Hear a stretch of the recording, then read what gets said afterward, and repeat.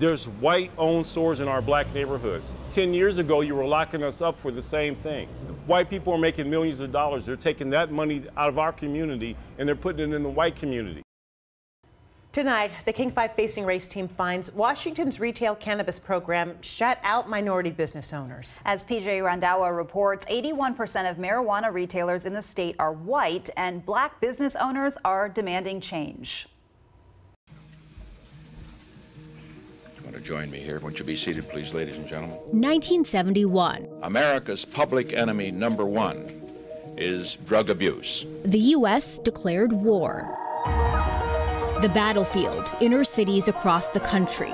The targets, predominantly poor people of color. I know that we use the war on drugs to go after black and brown people. When it comes to drugs and alcohol, just say no. Now, this is where it all started here when it came to downtown Seattle. My store was on this side. Entrepreneurs like Mike Asai and Peter Manning lived through the fallout. In the 80s, if you just simply had a joint, you would get 5 years in prison. Decades later, the ACLU points out the lasting impact of the war on drugs, reporting that in every state with legalized marijuana, black people are still more likely to be arrested for marijuana possession. In some states, it's up to 10 times more likely. You guys punished us for years for cannabis. It's okay now, you're doing it, now it's okay. It's okay now because in 1998, Washington legalized medical cannabis. Mike and Peter saw it as a chance to get into the industry. To be on the bad end when it comes to cannabis and then to convert to be on the good end was very empowering. Because of growing up and just seeing the war on drugs was really the war on African Americans, the war on black men, the war on black women. By 2015, Washington state legalized recreational cannabis, and everyone had to apply for new licenses. This is where minority business people felt shut out of the process, saying they felt they couldn't compete with the white-owned, well-established cannabis companies that flooded in. The result? Black people lost out. According to state data, of the state's 558 recreational pot licenses, only 19, or 4%, went to black applicants. And there is zero African American ownership in the city of Seattle. To be supposedly in this progressive state, it's not showing. All right, well, I guess we'll go ahead and we'll just get started. The BIPOC community immediately fought back, demanding answers and action from the Liquor and Cannabis Board, or LCB, during public meetings. We feel disrespected.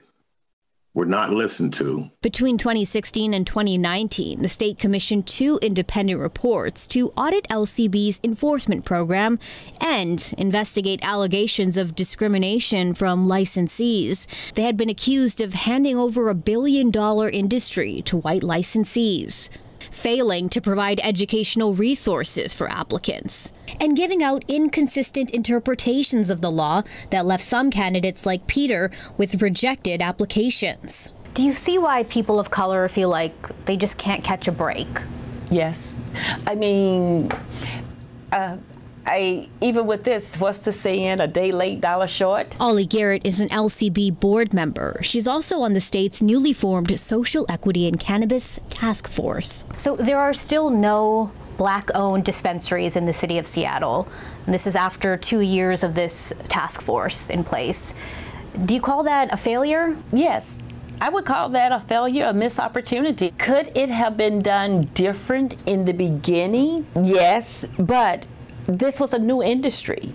Who knew? Who thought about inclusion and blacks being left out? The people that were left out, they have a huge disadvantage now because they're missing 6 years in the industry. How do you fix that? We can't go backwards. We just have to go forward. So far, the plan to go forward is stumbling. The task force recommended setting aside 38 marijuana business licenses specifically for people of color.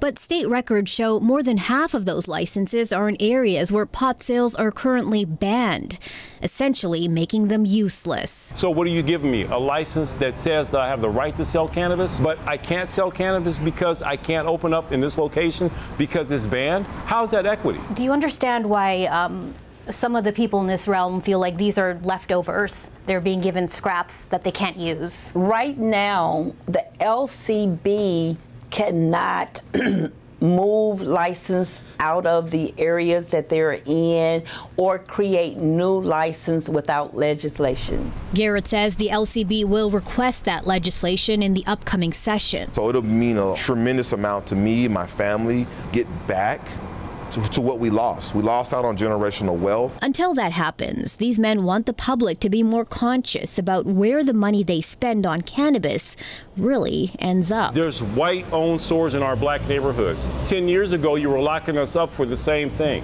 White people are making millions of dollars. They're taking that money out of our community and they're putting it in the white community. We want our black-owned stores in our communities.